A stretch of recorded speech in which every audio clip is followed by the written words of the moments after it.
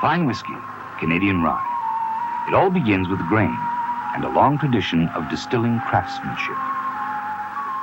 Quality ingredients for a quality whiskey: spicy rye, sweet fresh corn, crystal clear water, yeast, and malt. Here at Waterloo, we use 100 metric tons of grain a day. That's 4 truckloads of 1,000 bushels each. But we're tough customers. Every shipment must undergo rigorous tests by quality control before it's accepted.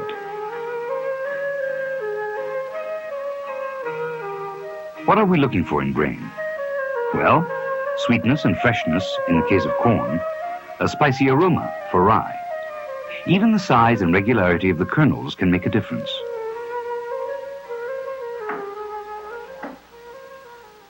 The reason is here, beneath the golden skin of the kernels. It's the yellow and white starch, because this carbohydrate, changed into fermentable sugars, can be fermented with yeast to make alcohol. Sounds simple? Well, there's more to it than that.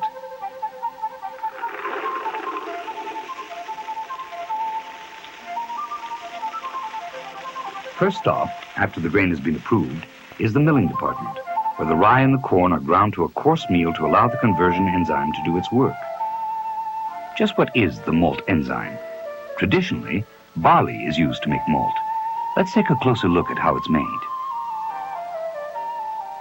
Here on the left, a barley grain. Next to it, swollen with water, one that has been soaked for 2 days. Germination begins.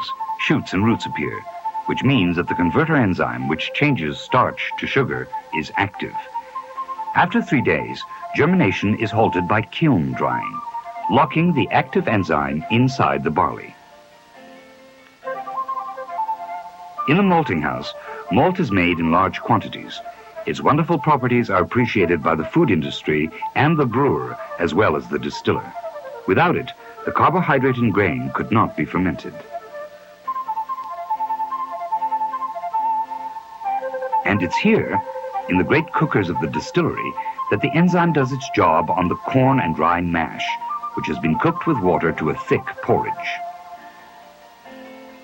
In the cooker, in a microscopic world, millions of long chain-like molecules of carbohydrate are now being broken up by the enzyme into shorter molecules, making it into a type of fermentable sugar.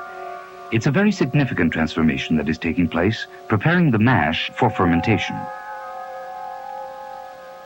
Every batch may include a different ratio of grains, and by design, different recipes for different whiskies. After cooling down to around 21 degrees Celsius, it is pumped over to the fermenting room, a great hall where the bubbling mash gives off a sweet, familiar smell. It's the aroma of yeast at work. For here, in the huge vats, the mash encounters the yeast, and fermentation will begin. The second step in the making of Canadian whiskey.